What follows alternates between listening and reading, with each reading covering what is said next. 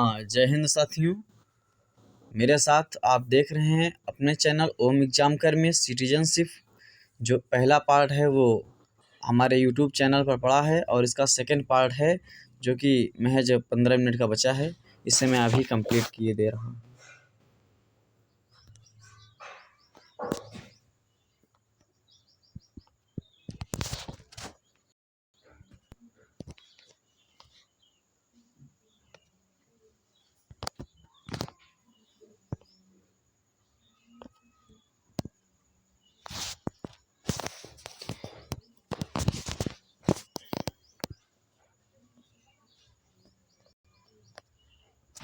देखिए जो है तुलना का आधार क्या होगा। अनिवासी एनआरआईस, नॉन रेसिडेंट इंडियंस, भारतीय मूल का व्यक्ति, PIO person of Indian origin, Bharat के समुद्र पारी नागरिक, OCI overseas citizen of India. इसमें नागरिकता भारतीय नागरिक, विदेशी नागरिक और विदेशी नागरिक। ये क्या होगा देखो, जो नागरिकता है वो साधारण निवास कहाँ होगा, भारतीय नागरिक एनआरआई का वो विदेश में होगा।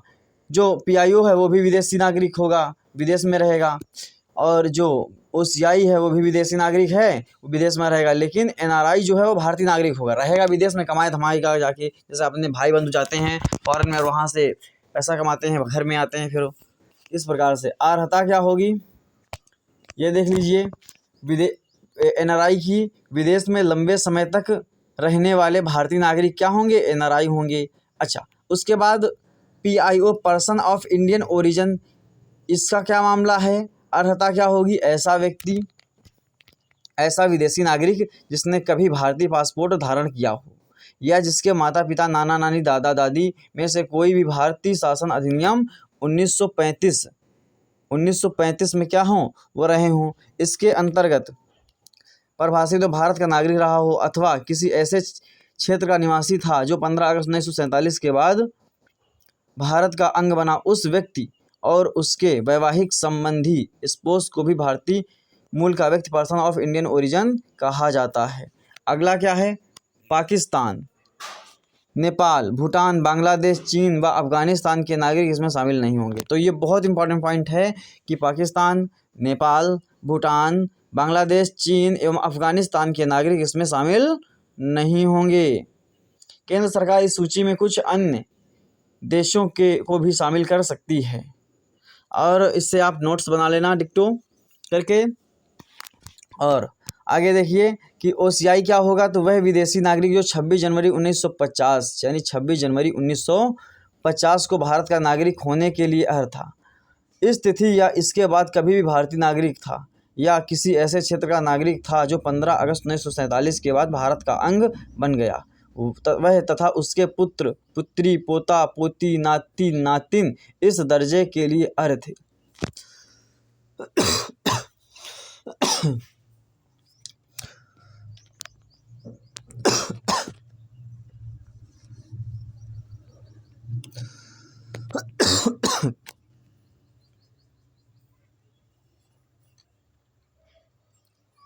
वैवाहिक संबंधी अर्ह, हालांकि नागरिकता संशोधन अधिनियम 2015 के अनुसार ओसीआई कार्ड उन वैवाहिक संबंधी का भी बन सकेगा जिनके विवाह हुए 2 वर्ष का समय बीत गया है।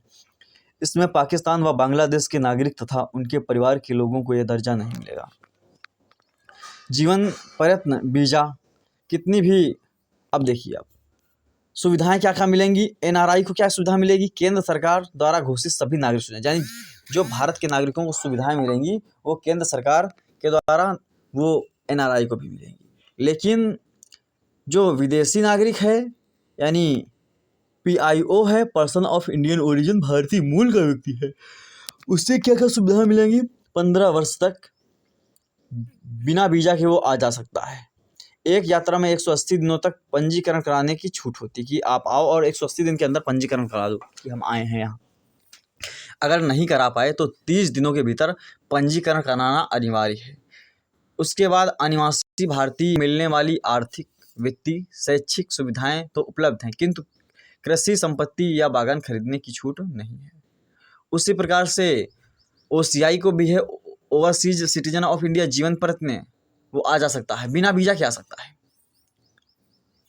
कितनी भी लंबी यात्रा करे पंजीकरण कराने की आवश्यकता ही नहीं है उसको। अनिवासी भारतीय को मिलने वाली आर्थिक, वित्तीय, शैक्षणिक सुविधाएं उपलब्ध हैं, किंतु कृषि या संपत्ति बागान खरीदने की छूट नहीं है। ठीक है। किन कार्यों की अनुमति है एनआरआई को? जो एनआरआई है नागरिक द्वारा किए जाने वाले कार्यों के समान है।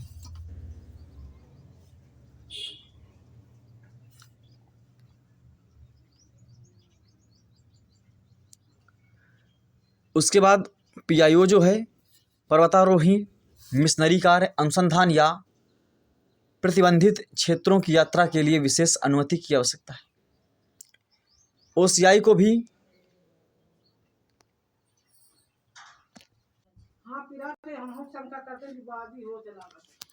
किन कार्यों की अनुमति? नागरिक द्वारा किए जाने वाले कार्यों के समान होंगे एनआरआई में। भारतीय नागरिकता की अर्हता क्या होगी? जो एनआरआई हैं वो तो भारतीय नागरिक हैं ही, एनआरआई भारतीय नागरिक ही हैं। इसके अलावा जो आपके पीआईओ हैं, पर्सन ऑफ इंडियन ओरिजिन, कम से कम 7 वर्षों को लगातार निवास कहाँ हो? भारत में, तब ये आवेदन करेंगे। वही ओसीआई का भी है कि पंजीकरण के 5 वर्ष बाद आवेदन कर सकते हैं, किंतु आवेदन के पूर्व भारत में पूरे 1 वर्ष तक रहना होगा। आवेदन से पहले 1 वर्ष तक रहना होगा, फिर आवेदन करेंगे। अच्छा, मताधिकार अधिकार किसको है? एनआरआई को। एनआरआई भारतीय नागरिक हैं तो उनको मताधिकार का अधिकार है, लेकिन पीआईओ और ओसीआई को मताधिकार नहीं है। इसी प्रकार से संवैधानिक पद पर अधिकार किसका है? एनआरआई का, लेकिन पीआईओ और ओसीआई का नहीं है। भारत में शिक्षा कौन प्राप्त कर सकता है? तो ये तीनों भारत में शिक्षा प्राप्त कर सकते हैं। भारतीय अनिवासी कोटा के अंतर्गत तीनों शिक्षा प्राप्त कर सकते हैं, चाहे वो पीआईओ हो, चाहे एनआरआई हो, चाहे ओसीआई हो। भारत में शिक्षा का अधिकार हो गया आपका। भारत में भारतीय मुद्रा में खाता खोलने का सुविधा किसको है? एनआरआई को है, पीआईओ को है और ओसीआई को, यानी तीनों खोल सकते हैं। नोट अब क्या है कि जो पीआईओ कार्ड योजना को समाप्त कर दिया गया है, यानी जारी सभी पीआईओ कार्डों का अब ओसीआई कार्डों का दर्जा प्राप्त है। ये भी फैक्चुअल बहुत इंपॉर्टेंट चीज़ है।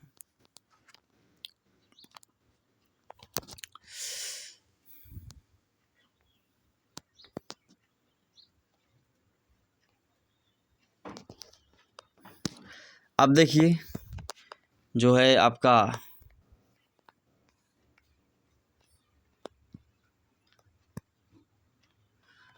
नागरिकता संशोधन अधिनियम 2015 क्या है? तो नागरिकता संशोधन अधिनियम 2015 के माध्यम से नागरिकता संबंधी कानूनों में प्रवासी भारतीय के पंजीकरण को अधिक सरल और उदार बनाने के साथ उनके साथ जुड़े प्रावधानों को लागू करने में आ रही खामियों को हल करने का प्रयास किया गया। किसमें? नागरिकता संशोधन अधिनियम 2015 में। राष्ट्रपति द्वारा 6 जनवरी सन 2015 को नागरिकता संशोधन अधिनियम 2015 को तुरंत प्रभाव में लागू कर दिया गया, जिसके तहत क्या हुआ कि नागरिकता संशोधन अधिनियम 1955 में निम्न संशोधन किए। कौन सा? पहला देखो कौन सा।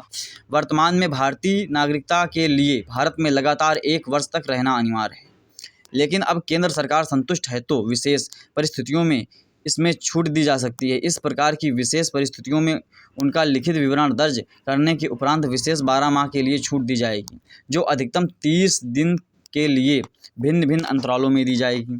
अगला देखिए, भारतीय नागरिकों में ओसीआई नाबालिग जो बच्चों के प्रवासी भारतीय रूप में पंजीकरण की व्यवस्था को उदार बनाया जाएगा। ये कब किया गया? 2015 में संशोधन किया गया है। भारतीय नागरिक के बच्चों, पोते पोतियों, ग्रैंड चिल्ड्रन जिन्हें बोलते हैं, पर पोते पर पोतियों, ग्रेट ग्रैंड चिल्ड्रन को प्रवासी भारतीय नागरिक के रूप में पंजीकरण का अधिकार होगा, कुछ शर्तों के साथ। धारा 7A, कौन सी धारा? 7A के तहत पंजीकरण प्रवासी भारतीय नागरिक के पति पत्नी या किसी भारतीय नागरिक के पति पत्नी के प्रवासी भारतीय नागरिक के रूप में पंजीकरण की व्यवस्था है। नागरिकता संशोधन अधिनियम 2019 क्या है? इसे भी देख लो। नागरिकता संशोधन विधेयक 2019 को संसद ने 11 दिसंबर 2019 को पारित कर दिया और 12 दिसंबर 2019 को इसे राष्ट्रपति की स्वीकृति मिली। यह अधिनियम नागरिकता संशोधन अधिनियम 1955 में संशोधन हेतु प्रयोग में लाया गया।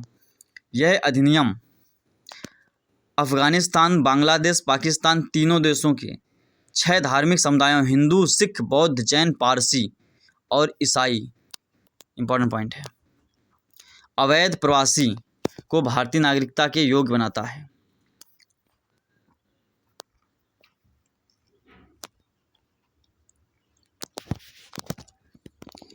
यह उन लोगों में लागू होता है जो अपने अपने देशों में धर्म के आधार पर प्रताड़ना के भय से भारत में शरण लिए हुए हैं और 31 दिसंबर 2014 से पहले भारत में प्रवेश कर चुके हैं। इस अधिनियम में स्वाभाविक रूप से भारत की नागरिकता हेतु आवेदनकर्ताओं 6 समुदायों के लिए योग्यता एक निश्चित समय अवधि में भारत में रहा हो या केंद्र सरकार में नौकरी हो और कम से कम 11 वर्ष का भारत में समय बिताया हो को संशोधन करते हुए घटाकर कितना कर दिया गया है, अब 5 वर्ष कर दिया गया है। नोट: भारतीय दंड संहिता की धारा 7A भारत के किसी भी नागरिक द्वारा किए गए आपराधिक कृत्यों को परिभाषित व दंड का प्रावधान करती है। एक बार स्पष्टीकरण पद का भाव, किंतु यह दंड संहिता भारतीय सेना व जम्मू कश्मीर में लागू नहीं होती है। कौन सी? 7A धारा। हालांकि 31 अक्टूबर सन 2019 से जम्मू और कश्मीर में पुनर्गठन अधिनियम 2019 के प्रभावी होने से अब यह संहिता समान रूप से जम्मू और कश्मीर पर भी लागू होगी।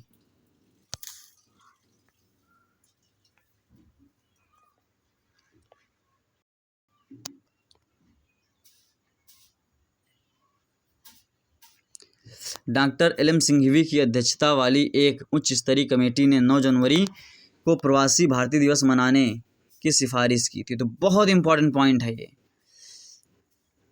कि कौन सी समिति थी, तो एल.एम. सिंघवी की अध्यक्षता वाली एक उच्च स्तरीय कमेटी ने 9 जनवरी को प्रवासी भारतीय दिवस मनाने की सिफारिश की थी। ये गांधी जी के उपलक्ष्य में मनाया जाता है, ध्यान रखना। 9 जनवरी 1915 को महात्मा गांधी के दक्षिण अफ्रीका की यात्रा से भारत में लौटकर आने के उपलक्ष्य में 9 जनवरी को ही प्रवासी भारतीय दिवस मनाया जाता है।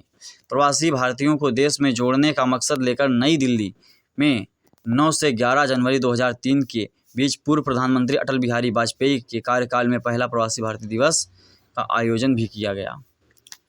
अगला देखो, दिसंबर 2016 में कलकत्ता उच्च न्यायालय द्वारा दिए गए एक निर्णय के अनुसार आधार कार्ड का प्रयोग नागरिकता या अधिवास के प्रमाण के रूप में नहीं किया जाता है। यूडीआई उदय के अनुसार एक बार जारी करने के पश्चात इसे निर्गत करने वाला प्राधिकरण आधार संख्या को निष्क्रिय या लुप्त कर सकता है। तो थैंक यू, आप लोग इससे नोट्स बना लेना और भारत में होने वाला कोई भी एग्जाम अगर प्रश्न आता है नागरिकता से तो इससे बाहर जाएगा नहीं। चाहे आप यूपीएससी की तैयारी करो, चाहे बीपीएससी की तैयारी करो, चाहे स्टेट पीसीएस की करो या वनडे किसी भी एग्जाम की करो, एयरफोर्स, एसएससी, बैंक, जेई वगैरह में जो भी एनटीपीसी में जो भी क्वेश्चन आएंगे वो यहीं से आएंगे। बेस्ट से बेस्ट कंटेंट है ये।